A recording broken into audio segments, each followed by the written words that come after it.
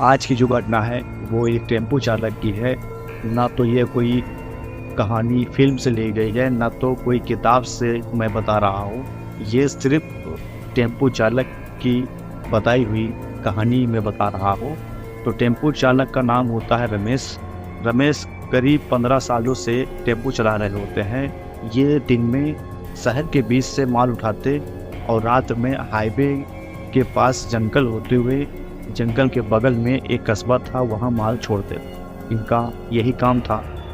और इनके फैमिली में इनकी बूढ़ी माँ और बीबी और 2 बच्चे थे। और रमेश जी को रात में टेम्पो चलाना बिल्कुल नहीं पसंद था, लेकिन सिर्फ अपने फैमिली के लिए, अपने बच्चों का भविष्य के लिए वो रात में काम करते थे। जब उस रास्ते पे रात में रमेश भैया टेम्पो लेके जाते थे तो गांव वाले उनको बताते थे कि रमेश भैया, चाहे कुछ भी हो जाए, रात में जंगल के मोड़ पर कभी भी टेम्पो मत रोकना। तो हर बार की तरह इस बार भी हंस के उड़ा देते थे और उनको ये चीज़ सिर्फ कहानी लगती थी। तो एक रात उनके साथ में ये हुआ कि जब वो रात में निकलते हैं जंगल के पास जो कस्बा था वहाँ माल छोड़ने के लिए, जब वहाँ से रमेश भैया रिटर्न होते हैं तो कुछ मौसम भी गड़बड़ था, पानी भी हल्के हल्के बरसात हो रही थी। तो रमेश भैया उसी जंगल के बीच में जब पहुँचते हैं तो उनको एक औरत दिखाई देती है। उनके हेडलाइट के जो लाइट था उससे वो पहचानते हैं कोई औरत है और हाथ उठाए टेम्पो रोकने का इशारा कर रही हो। तो रमेश भैया उनके पास रुक जाते हैं और रमेश भैया कुछ घबराते भी हैं, लेकिन उनका मन इतना सरल था, मन में ये सोचे कि हो सकता है कोई पैदल आ रहा हो जिसके कारण इनको साधन ना मिला हो, तो टेम्पो मेरा देख के ये रोकने के लिए इशारा कर रहे हो। तो रुकता है टेम्पो। टेम्पो रुकने के बाद वो औरत ना थैंक यू बोलता है ना धन्यवाद बोलती है, आराम से वो बैठ जाती है। फिर कुछ दूर के बाद रमेश भैया खुद ही पूछते हैं कि बहन आपको कहाँ जाना है। तो कुछ देर तो वो शांत थी, उसके बाद धीमी आवाज में वो बोलती है, जहाँ मुझको छोड़ा गया था। यह चीज बड़ा अजीब लगा रमेश भैया को, लेकिन कुछ नहीं सोचे समझे, कोई माइंड नहीं किया वो।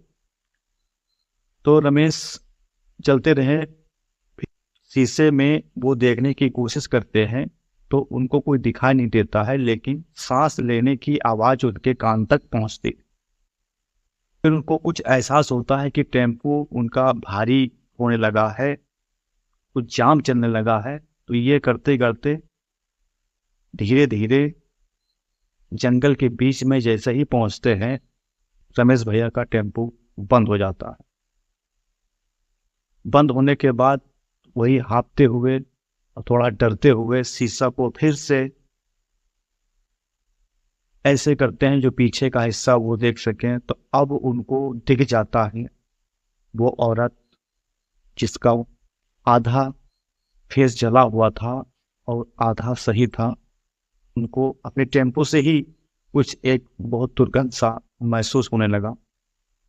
फिर वो औरत उतरती है और रमेश भैया फिर मुड़कर देखते हैं, अब खुद ही मुड़कर देखते हैं कि उसके जमीन में पैर नहीं है और आधा फेस जला हुआ दिखाई देता है। रमेश भैया वो दृश्य को देखकर बड़ी जोर से चिल्लाने लगते हैं, बचाओ बचाओ। लेकिन आसपास कोई ना होने के कारण रमेश भैया को कोई बचाने के लिए नहीं आ पाता है और ना पहुंच पाता है। और रात के समय उस जंगल में के रास्ते पर कोई ना जाता है ना कोई आता है, सिर्फ रमेश भैया ही जाया आया करते थे। फिर वो औरत रमेश भैया को बोलती है, इसी जगह में आज से 5 साल पहले एक टेम्पो चालक ने मुझको कुचल दिया था और मुझे मरने के लिए यहाँ पे छोड़कर चला गया। तो जब भी बारिश होता है तब भी मैं एक ना एक टेम्पो चालक को यहीं पे लेके आती हूँ, उससे बदला लेना चाहती हूँ। ये सब सुनकर रमेश भैया का जो सांस था वो हपने लगा, जोर जोर और लेने लगे सांस। फिर जैसे ही वो औरत गुर्राई वैसे ही रमेश भैया का टेम्पो स्टार्ट होता है। टेम्पो स्टार्ट जैसे ही हुआ, बहुत स्पीड से वो चलने लगे, अपना संतुलन खो बैठे थे। तो एक सूखा पेड़ था मोड़ पे, उसमें जाकर टेम्पो रमेश भैया लड़ा देते।